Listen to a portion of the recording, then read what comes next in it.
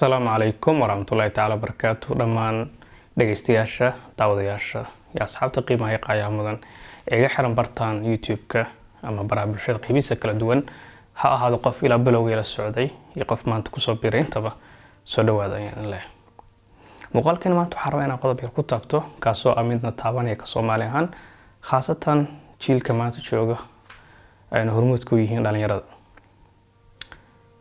marar badan ayaa asxaabta ugu xeeran isla aragno waxay weydiiyaan مواضيع تكنولوجيا دعمو هاني كوا كاد كهذا أما مددالها نقطة أما قصين هالنقطان أما تاريخ العالم كوجا دائما هالنقطة ما تكهذا شد هذا يشيء سؤال شاسوحي سؤالا هوري سكوي دي عنو أنت أنا كان الكافورين أما مقالة عن أول ما شام مرة قارك سو ذاك الشيء أنا كديم كوب ببلغة ولما شعبوينها أفرن سؤال شاس مركز سويديني يقول هرم حياة هيد ويبحان بوجاك ويبحان علماء كهذا علمي قيبيسة كلا دوان أما ماذا دار أنت نقطة صومال هدارنا هاي وحقوق بدنا نصور إنه برهب الشدة هالنقطة تضوين يدنا يرى يجيل كير ما أنت سوق عين تبع مين أورنكن وحقوق بدنا نصور إنه هو ماذا دار سه إلى أنت إن لقى روح ذا أما نفس الإنسان كوبا أنت ماذا كلام ماذا دار هذا السنة هاي ماذا أقون يعلمي يوحد كفائدة سدنا إلى أنت إن لقى أنا مستني يقف كونه كده دلائيته مين كسر كده من الدلالة dadka in loo shactirayo in laga qosliyo jiil maantay depressionka iyo xaalada ugu xun ku jirna hadana misaaxa iyo kaftanka mid furan way hadii goorna fanka iyo suugaanta umada leedahay laga dhexelo taas wax dhiba kama qabo hal wado laakiin se cilmi aqoon ku darno saas awgeed ayaan kanalka waxaan u doortay inuu mowduuciisa noqdo mid ku saabsan teknoolajiyada ama horumarka si degdeg ku kordhaya ee dunida maanta ka socda Soomaaliya hadaan nahay maanta waa ogna xaaladdan ku sugannahay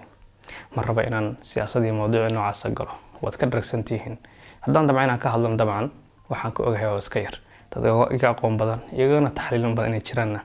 waan ogahay qofka i daawanaya 10 qof markii sideed kamidana in mowduucaas khabiiriin ku yihiin waan ogahay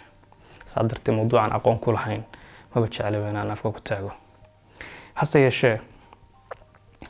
ayaan dhexdaas waxaan soo dhigay qoraal yar oo oranaya yaa reeyta qowmi yaclamuun jeclaan lahaayeen qoomkayga ama dadkayga ogaadaan dabcan dadkaygu waa Soomaali wadankan ka dhashay wadanka afka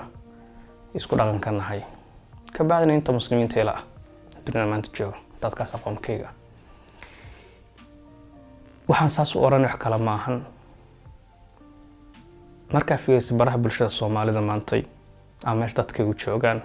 waxa ugu badan in ka doodno ama afkaar is dhaafsano ama hadii goor aan isla wadaagno xaqiiqatan isma oranayo qofka soo dhigay qofku doono waxa noqdo waxay tahayba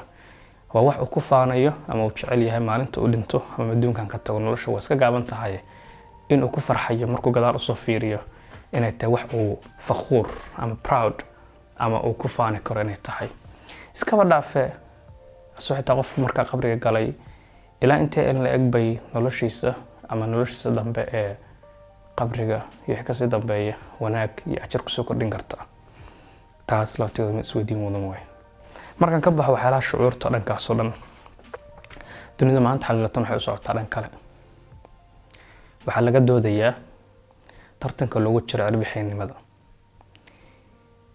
ha noqdo mid dayaxa ah ha noqdo mid loo socdo mariikh iyo meelaha halmaala ha noqdo in ummada ayadoo joogto kursigeeda ku fadhido ay daadansato ama ay burburisaba nolosha iyo ilbaxnimada ay dhisayaan kuwa kale oo isla caalamka marka lagu nool geeskiisa kula ku nool ayagoo meesha ay joogaan farka qaadin dabcan waxa ka hadlaya droniska duulaya diyaaradaha duuliyaasha ah bilaa duuliyaasha duulaya gawaarida bilaa duuliyaasha ordaya internetka ugu horeeyo iyo teknoolajiyada qaybaheeda kala duwan maantay dal geeska Afrika ku yaala dhulkiisa badi saxara yahay intuu doona ha lagu amaano inta in la eegaya beeraha ka soo baxda inta in la eegaya badhaysana kulli waran hase dhulkaas ognahay intii yarada ku yaala aan ka xaalufinay ama nabaad guurka inta laga u geysanay baa laga yaabaa dhowr kiiloomitir yar oo kooban isku haysano ama laba reer isku leynayaan ayagoo waliba hubka isku laynayaan uu yahay mid loo soo dhoofiyey. ninka dhalinyarada maanta hubka ridaya qorigiisa xabadaha ku jira soddon marka loo xisaab laga yaabo dhowr $100 ku fadhiyaan. hase yeeshee geela la isku laynayaba aysan lacagtiisu intaas gaareen. geelaas ayagaas kale annagaa soo korsanay, annagaa soo tabcanay, laakiin qorigaa lagu dhiibay yaas kale yaa ku soo dhiibay. dadka lacagta intaa le $1,000 ha noqdo $500 ha noqdo jeebkaa soo geliyey kaashaan kumaysa siin, qoryahanay ku siiyeen.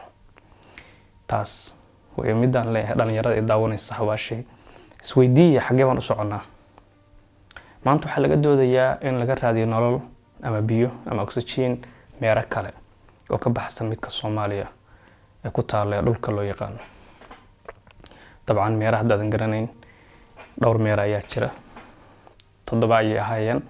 mid ka mid waxaa la yiri waa fake Pluto baa la oran jiray. kaas waxaa la yiri wuxuu noqday gaas iyo hawo isku meeraysan meel taala, maba ah mid dhaba. kuwa kale cusubna waa la soo saaraya lahaa. marka isweydii caalamka halkaas uu socdaa.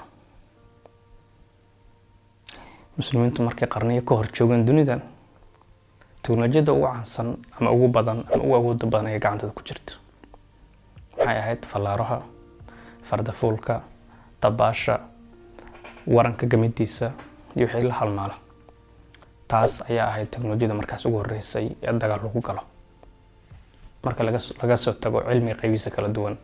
diinta qaybaheeda kala duwaneed iyo culumta kale, xisaabaadkii, cilmigii falaga, xidigihii, handasadii, badmaaxnimadii iyo wixii la halmaala. sida muslimiintu maanta dunida dhan u dambeeyaan ama aan dhihi karo dhalinyaradooda iyo maskaxda meelo kale loo isticmaalaya, waayo Silicon Valley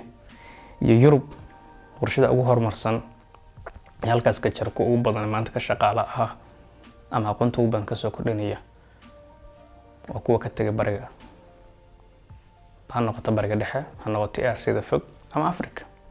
imsa Soomaaliya aad garanaysaa shirkado caalami ah weyn u shaqeeya ayagu waliba u shaqeynaya hadaf aanan mid muslim u adeegin inuu yahay. taas waxay ku cadeynaysaa jiilka maanta jooga sidii loo maalgeliyo ay u shaqeynayaan. maalgelinta waxay noqon kartaa mid ka imaan karta banaanka, ehelkaaga, walaalaha, dadkaaga ku kordhin karaan iyo dawladdaada, muasasada ka xiran tahay cidla maasha iyo mid aad isku samaysay intaba. waayo hibada Ilaahay ku sii ugu weyn xadiiskiisa soo ku sheegay waxay ahayd